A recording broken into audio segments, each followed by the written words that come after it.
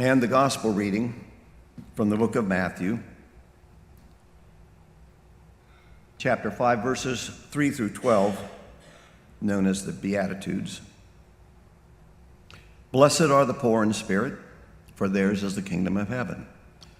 Blessed are those who mourn, for they will be comforted.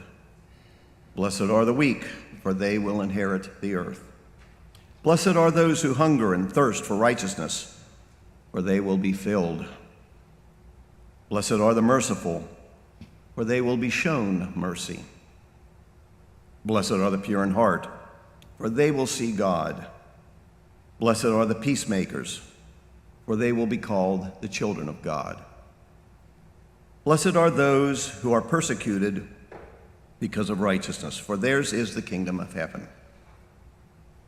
Blessed are you when people insult you, persecute you, or falsely say all kinds of evil things against you because of me. Rejoice and be glad, because great is your reward in heaven. For in the same way they persecuted the prophets who were before you.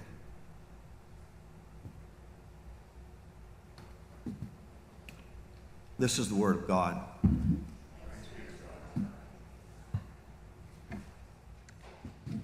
During this holiday season, we often greet people with wishes of peace and joy, peace and happiness, and occasionally you will hear happiness and joy, which seems redundant, as they are essentially the same thing. The definition of joy is a feeling of great pleasure and happiness. The definition of happiness is a state of being happy, obviously, but then joy is listed among the synonyms.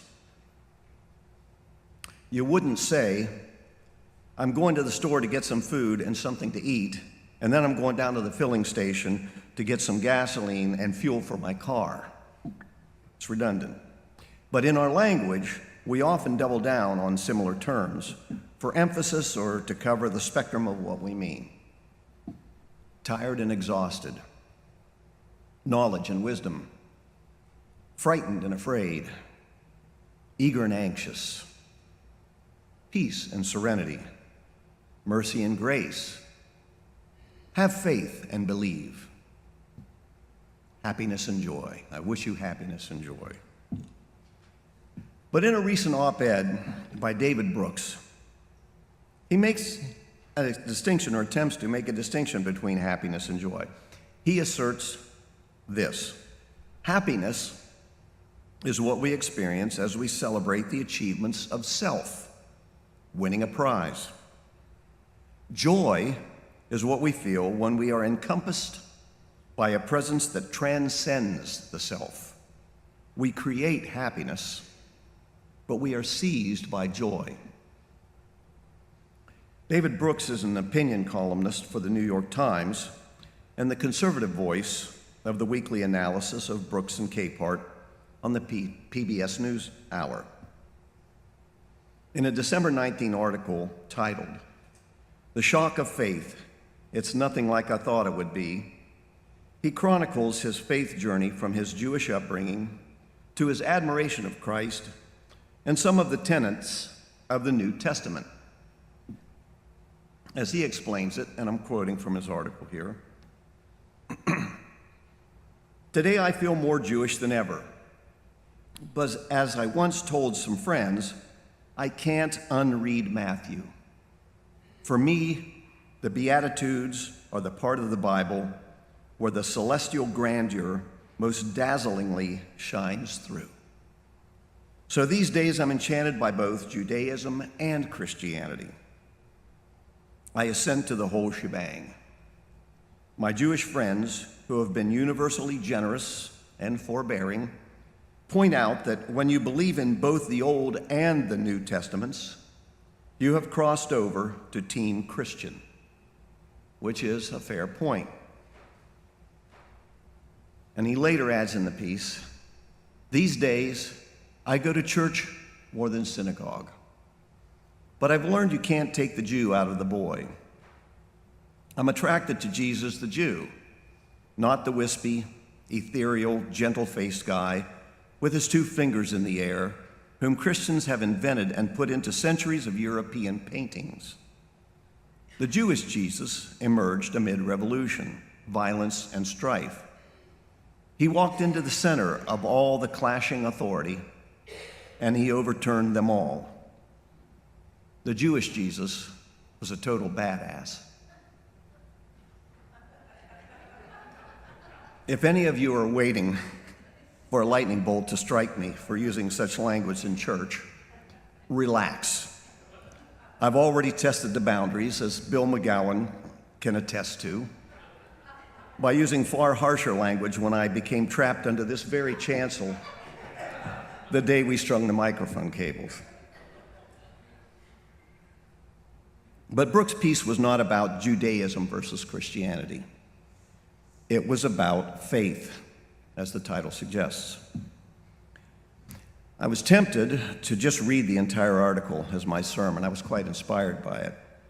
With acknowledgement, of course, reading it with acknowledgement, but it's a very long piece, and it covers more territory than I think anyone wants to sit through.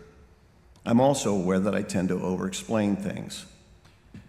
I had a supervisor once tell me, "I don't care what screw you have to turn, just fix it." So, in the article, the first paragraph, this is going to be the Cliff Notes version of the article. So in the article, the first paragraph establishes his initial attitude about faith. And I quote, "When I was an agnostic, I thought faith was primarily about belief. Being religious was about having a settled conviction that God existed and knowing that the stories in the Bible were true. I looked for books and arguments that would convince me that God was either real or not real. Then later, when faith finally tiptoed into my life, it didn't come through information or persuasion, but at least at first, through numinous experiences. These are the scattered moments of awe and wonder that wash over most of us unexpectedly from time to time.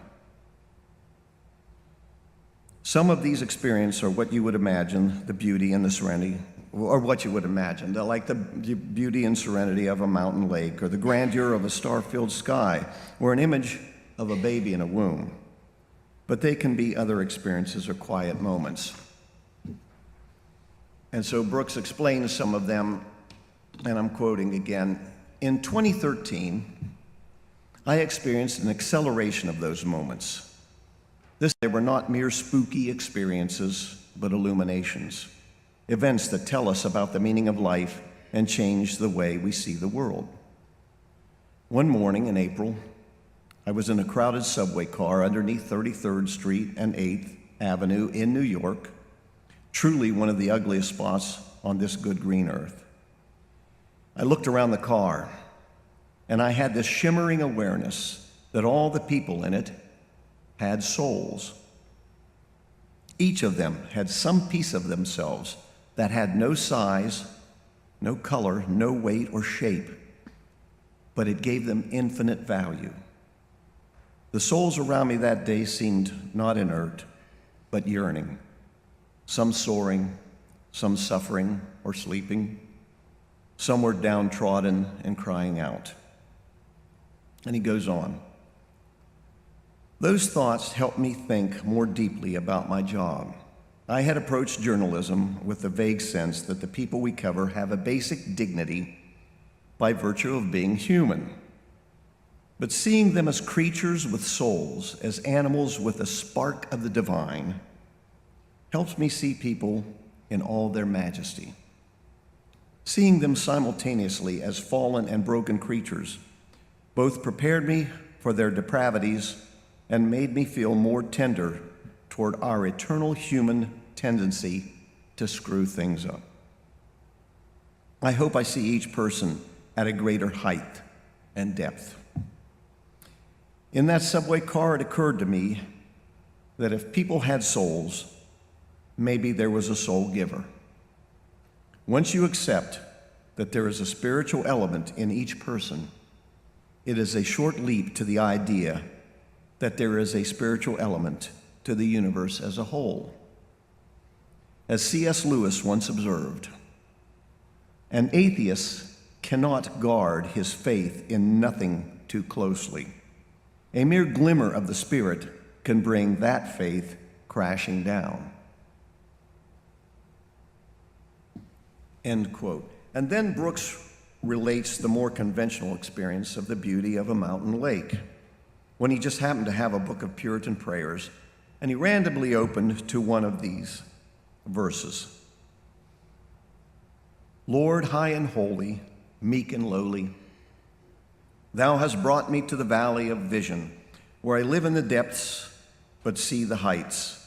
Hemmed in by mountains of sin, I behold the glory. I'm quoting here. That passage contained a nice set of coincidences given my surroundings. But the next passage had a strange effect. Let me learn by paradox that the way down is the way up, that to be low is to be high, that the broken heart is the healed heart, that the contrite spirit is the rejoicing spirit, and that the repenting soul is the victorious soul. And Brooks writes, look at the inverse logic in those verses. Most of the time we go through life governed by a straightforward logic. Practice makes perfect. Efforts leads to reward. Winners get admired. But here was a moral logic radically at odds with that. The meek shall be exalted. Blessed are the poor in spirit. Blessed are those who hunger and thirst. Where there is humility, there is majesty. Where there is weakness, there is might. This logic struck me as both startlingly revolutionary and astonishingly beautiful. I had the feeling that I had glimpsed goodness more radical than anything I'd ever imagined, a moral grandeur far vaster and truer than anything that could have emerged from our prosaic world. And here's where he makes the distinction between happiness and joy. He says, it hit me with the force of joy. Happiness is what we experience as we celebrate the achievements of life, winning a prize. Joy is what we feel when we are encompassed by a presence that transcends the self. We create happiness, but we are seized by joy. In my case, by the sensation that I had just been overwhelmed by a set of values of intoxicating spiritual beauty. Brooks goes on to describe other incidents and self-realizations that led to the strengthening of his faith. However, he claims that there was no one episode, no single epiphany that marked his arrival. He writes, "You'll have perceived that I was moving toward God in these years without directly encountering God.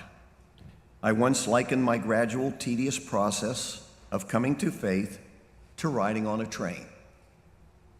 You're sipping your coffee, and all around you, people are sitting nearby, reading the paper and doing ordinary things. But then you look out the window, and you realize that there's a lot of territory behind you. Gradually, over the course of the journey, you have left the realm of atheism. At some point, you have crossed a border into a new land." And he goes on, "Sometimes people hear about my religious journey and ask me about my conversion. But that word is a relic from the rationalist mentality, as if I traded one belief system for another.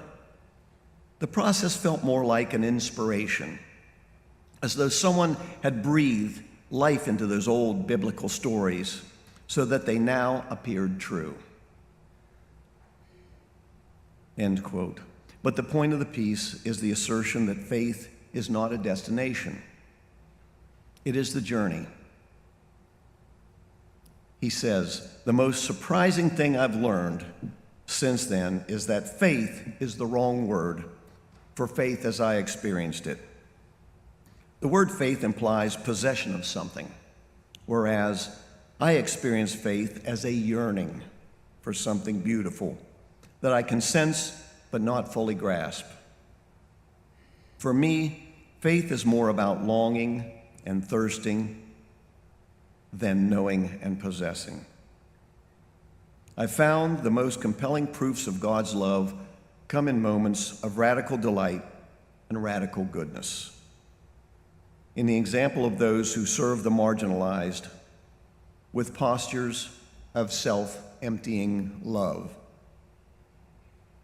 Forgetting what is behind and straining toward that which is ahead, I press on toward the goal to win the prize for which God has called me heavenward in Christ Jesus. That's what Paul writes to the Philippines. The theologian Paul Tillich puts it more philosophically. Man is driven toward faith by his awareness of the infinite to which he belongs. And Brooks writes, I've had to keep reminding myself that faith is more like falling in love than it is like finding the answer to a complicated question. Given my overly intellectual nature, I've had to get my brain to take a step back. I've had to accept the fact that when you assent to faith, you're assenting to putting your heart at the center of your life. The best moments are giddily romantic, when you are astounded by the great blessing of God's love and overcome by the desire to do the things that will delight Him. It's a reminder that we are rarely changed by learning information, but we are acquiring new loves.